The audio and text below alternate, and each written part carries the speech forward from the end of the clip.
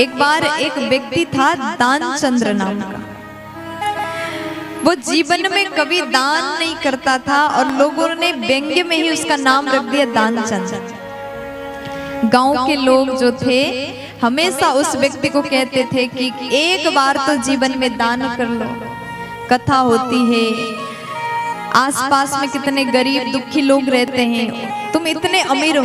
वो बड़ा अमीर था, उसके पास में धन था, लेकिन जितना ज्यादा धन भगवान ने दिया उससे ज्यादा वो लोभी था। कभी जीवन में दान नहीं करता था, उसका मन बड़ा कमजोर हो जाता था। फिर सोचता था कि खत्म हो जाएगा, फिर क्या करूंगा, इतने मेहनत से धन कमाया। और एक बार दानचंद्र की पत्नी को बड़ा दुख होता है। पति से कहती है कि स्वामी एक बार कम से कम कुछ तो दान करो। दानचंद्र कहता है कि तुम्हें क्या पता कमाने में कितना मेहनत लगता है, कुछ भी हो जाए अपने जीवन में दान तो कभी नहीं करूंगा। प्यार से बोलो राधे। अब एक दिन पत्नी बोली कि कम से कम दान नहीं करना है तो आप गंगा जी में जाइए, स्नान करके आ जाइए, अपने जीवन में कुछ तो करो पुण्य के लिए। देखो गंगा जी में स्नान करने से पुण्य की प्राप्ति होती है। आज दानचंद्र की पत्नी ने गंगा जी में नहाने के लिए भेज देती है। कम से कम घर से 12-13 किलोमीटर दूर गंगा जी नदी में स्नान करने के लिए गया। उसने सोचा अगर मैं किसी गाड़ी से जाऊंगा तो पैसा खर्च होगा, तो पैदल ही जा रहा है। 12 किलोमीटर पैदल चला गया और जब नहाने गया तो वहां पर पंडा लोग पहले से थे, पूजा करवाते हैं, फिर थोड़ा बहुत पुण्य के लिए दान करवाते हैं। तो दानचंद्र ने दिमाग लगाया अगर जाऊंगा इधर नहाने के लिए तो ये पंडा लोग मुझे ठग लेंगे, पैसा ले लेंगे। अब उसने सोचा यहाँ पर स्नान घाट में नहीं, थोड़ा दूर मुर्दा घाट में जाकर के नहाता हूँ, वहां तो कोई पंडा नहीं आएंगे और कोई पैसा भी नहीं मांगेंगे। मुर्दा घाट में गया और वहां बड़े आसानी से बड़े टेंशन फ्री होकर के नहाने लगा। और जैसे भीतर डुबकी लगाया भगवान ने सोचा आज तो इसकी परीक्षा ले। जैसे अंदर नहा रहा था डुबकी लगाया, जैसे बाहर आता है भगवान पंडा के रूप में बाहर आ रहा है, खड़े हो गए। तो जैसे नहा के आया भगवान बोले यजमान की जय हो, चलिए थोड़ा सा दान पुण्य कर दीजिए। दानचंद्र सोचता यहाँ कैसे आ गए पंडा, कहीं भी छोड़ नहीं रहे, आजकल तो मुर्दा घाट में भी आ रहे हैं। अब ये दानचंद्र को बड़ा ही टेंशन होने लगा, पैसा मांग रहे हैं, क्या करें। उसी के लिए बचने के लिए तो यहाँ आया था। अब दानचंद्र कहता है देखो मेरे पास में इतना सामर्थ्य नहीं, मैं नहीं दे सकता, तुम चले जाओ, न मुझे कोई पूजा करवाना है, मैंने नहा लिया, इतना ही बहुत है, तुम चले जाओ। तो भगवान बोले कि पंडा रूप में आए, भगवान बोले देखो यजमान जी मैं बहुत ज्यादा यहाँ पर नहीं आता, बस 6 महीने में एक बार आता हूँ। मेरे यजमान 6 महीने तक के लिए एक बार दे देते हैं, मैं बार बार मांगने यहाँ नहीं आता। अब दानचंद्र सोचता 6 महीने के लिए मंगा रहे हैं, अब तो बहुत बड़ी मुसीबत हो गई। अब दानचंद्र बोला इतना तो मैं नहीं दे सकता। फिर भगवान बोले कम से कम 3 महीने की दे दो। दानचंद्र बोला इतना भी नहीं हो पाएगा। भगवान बोले 1 दिन की दो। तो यहाँ पर बात होती, एक शेर, पहले शेर बोलते थे, पता है आपको, एक शेर देने की बात हुई। अब दानचंद्र कहता ठीक है तो दे दूंगा, इतना मांग रहे हो तो मना कैसे करूं, ये तो दे दूंगा लेकिन उधार है, घर में आके ले जाना। प्यार से बोलो।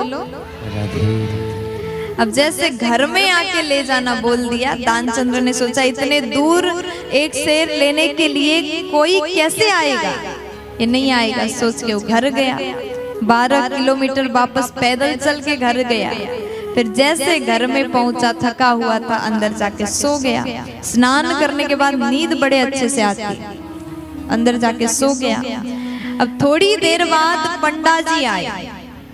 पंडा जी आए, पत्नी ने देखा कौन है, अरे मैं वहीं से आया हूँ गंगा जी में से, आपके पति ने एक शेर देने के लिए, दान करने के लिए कहा था, उधार था इसलिए लेने आया। उन्होंने कहा था घर में आके ले जाना, इसलिए मैं आया हूँ। अब पत्नी भीतर गई, दानचंद्र से कहती, स्वामी जी आपने किसी के लिए बोला था, पंडा जी को उधार करके आए थे क्या, दान के लिए कहा था। अब उसको बड़ा टेंशन हुआ, ये तो यहाँ तक भी आ गया, क्या किया जाए। अरे जाकर के कह दो हमारे पतिदेव सो रहे हैं। पत्नी गई, पंडा से कहा कि हमारे पतिदेव सो रहे हैं, थोड़ी देर बाद आना। अब भगवान बोले कि अगर सो रहे हैं तो इंतजार करता हूँ, जब तक जगेंगे नहीं यही हूँ। पत्नी भीतर गई, कहती है कि वो तो इंतजार कर रहे हैं। अब दानचंद्र को लगा ये तो ऐसे नहीं जाएंगे, जाकर के कह दो हमारे पतिदेव बीमार हो गए, अभी नहीं उठेंगे, तुम चले जाओ। अब जैसे पत्नी जाकर के कहती है पतिदेव बीमार है, तब भगवान बोले हमारे यजमान बीमार रहे तो ऐसे कैसे छोड़ के जाऊं, मैं तो पूरी सेवा करके जाऊंगा। अब पत्नी भीतर आई, वो तो इंतजार कर रहे, जब तक आप ठीक नहीं होंगे तब तक वो जा नहीं सकते। अब दानचंद्र को बड़ा ही डर लग रहा है, उसने कहा जाकर के कह दो हमारे पति मर गए। अब पत्नी दौड़ के गई, अब मर गए ये कहना है तो थोड़ा बहुत एक्टिंग भी करना पड़ेगा। जाकर के रोते रोते बोलने लगी, ऐसे हंस के बोलते तो कोई विश्वास नहीं करता, इसलिए जाकर के कहते हमारे पतिदेव चले गए, रोते रोते बोल रही। अब भगवान कहते हैं मेरे यजमान चले गए, ऐसे कैसे मैं छोड़ के जाऊं, मैं तो अंतिम संस्कार करके ही जाऊंगा। प्यार से बोलो, अब अंतिम संस्कार करके ही जाऊंगा। भगवान इंतजार कर रहे हैं। आज ये रो रही है, पत्नी रो करके दिखा रही है, पतिदेव छोड़ के चले गए, कितना अच्छे से रहते थे, कितना प्यार करते थे, रोने लगी। अब भगवान ने कहा देवी आप ऐसी हालत में कहीं मत जाओ, पूरे गांव वालों को मैं बुला करके लाता हूँ। भगवान सबको बुला करके लाए। अब सबने देखा दानचंद्र चले गए, दानचंद्र जो थे वो चले गए। अब इनकी पत्नी अकेली है तो हम सबको मिलकर के इनका अंतिम संस्कार करना पड़ेगा। ये दानचंद्र श्वास रोक करके बैठे, लेटा हुआ, तब से अभी तक सांस नहीं लिया, क्योंकि एक शेर देना पड़ेगा अगर सांस ले लिया तो, रोका हुआ पड़ा है। तो भगवान बोले कि इनको उठाइए, अब हम सच में शमशान की ओर चलते हैं। अब सब लोग उठाने लगे, वहाँ पूरी तैयारी हो गई, लकड़ी की व्यवस्था हो गई, सब लोग राम नाम सत्य है कह करके चले गए। अब पत्नी रोने लगी, अब सच में रोते, अरे हमारे पति मरे नहीं, मत ले जाओ।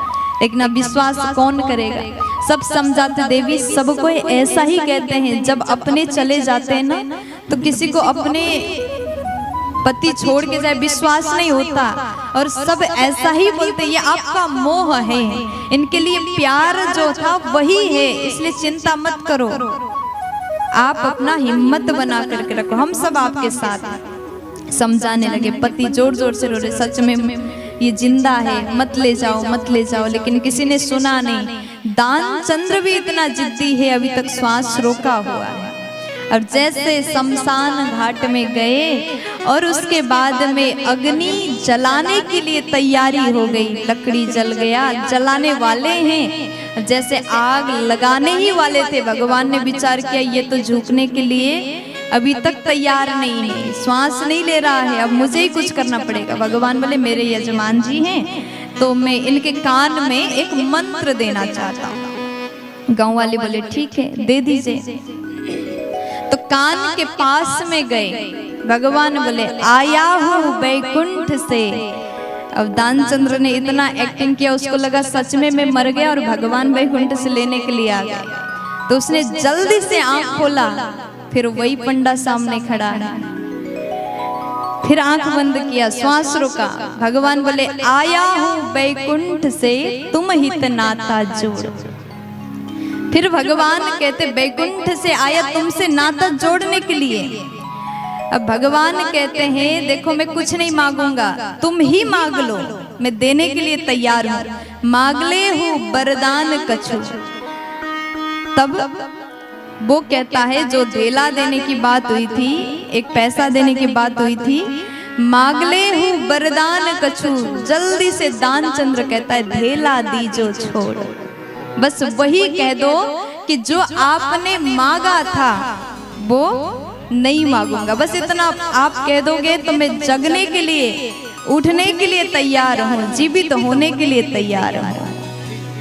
तो भगवान बोले चलो छोड़ दिया, मुझे कुछ भी नहीं चाहिए। तब दानचंद्र जीवित होता है, फिर वापस आ जाता है। कहने का मतलब कुछ लोग ऐसे भी दानी होते हैं। प्यार से बोलो, जोर से बोल दीजिए ना, और मस्ती में बोल दो ना।